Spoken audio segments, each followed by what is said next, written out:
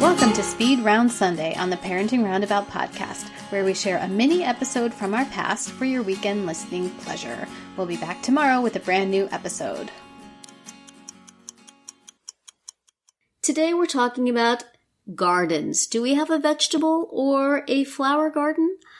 My answer to this would be pretty much the same as with houseplants, is that I kill everything that grows. Nothing will grow for me. So no, but perhaps, Nicole, have you been able to channel your houseplant angst into the rich and fertile soil of a garden? No, I refuse to step out there. It's all death to you now, isn't it? Well, it's a desert and there's bugs and lizards. Oh, forget it. I am not going outside to tend to a garden when there are scorpions and tarantulas and lizards out there. Those are all excellent reasons.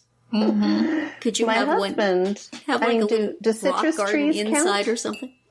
Pardon? You have a little one of those Zen rock gardens inside? Oh gosh, no. Are you kidding me?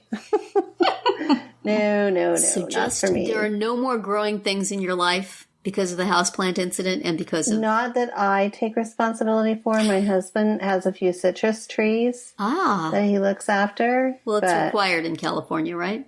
It is. We had Kind of peach standard. trees in my house growing up. Oh, no, we have And an orange tree. three orange trees and a mandarin tree. And lemons. That's right, we have a lemon tree. But I don't go out Very there. pretty.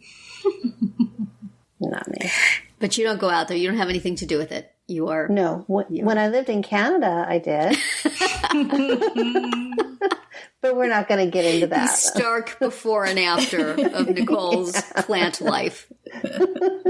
We gotcha. There's a relationship here. There's a theme. Not too much drama. It's all dead to me now. It's plant PTSD for Nicole. That's right. How about you, Catherine? Are you amongst us the one who is growing things in your yard? A few things, yeah. Our house came with rose bushes in the front yard, and I do attend to them. Which, I mean, I could do a lot more, but I just give them a periodic pruning. And I mean, I don't water them. I don't cover them in the winter like some people do, and I have peonies in the back that I love, and they are completely self-sufficient. Like they're, I mean, you chop them down at the end of the season, but that's it. And then my husband and son have done a little bit of vegetable growing, but I don't get too involved in that. That's kind of their thing. Do you eat the vegetables? Are there edible vegetables that come out of it? Yeah, sometimes. I mean, this past season, they were kind of half-hearted, so there's not much going on back there. But yeah, in the past, definitely, the tomatoes, and we've done some peppers, and we have some hot peppers back there right now that everyone's afraid of. So no, because one time the hot pepper was so hot that my husband started choking and couldn't breathe. Oh my gosh. And it was very scary. Wow. So now we're all freaked out. But do you have a way to keep the dogs away from them? they have a little fence around it, but that doesn't necessarily. I was going to say, isn't this cute? The dogs to say there's a little fence around it. Well, and recently I was walking through the yard with my son and his friend said, "Oh, there's a cat in your garden," and it was our neighbor's cat that was just hanging out in the garden. But I don't think he was eating anything. So, yes. Well, you would like to think that the hot peppers might be a discouraging factor. Yeah.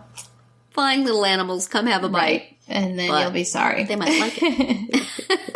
Yeah. But then you have to go to the vet and... Yeah, I mean, the fence is enough to discourage the rabbits, so that's what we need. Well, there you go. Well, I'm very impressed that at least one of us is growing something, however half-heartedly.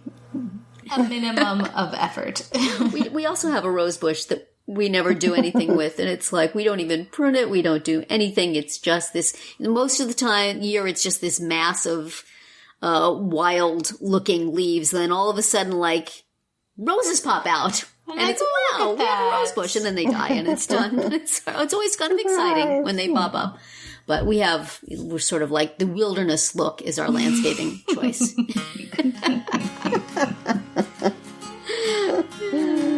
So far the city hasn't come to us to cut it down. One time I think they did.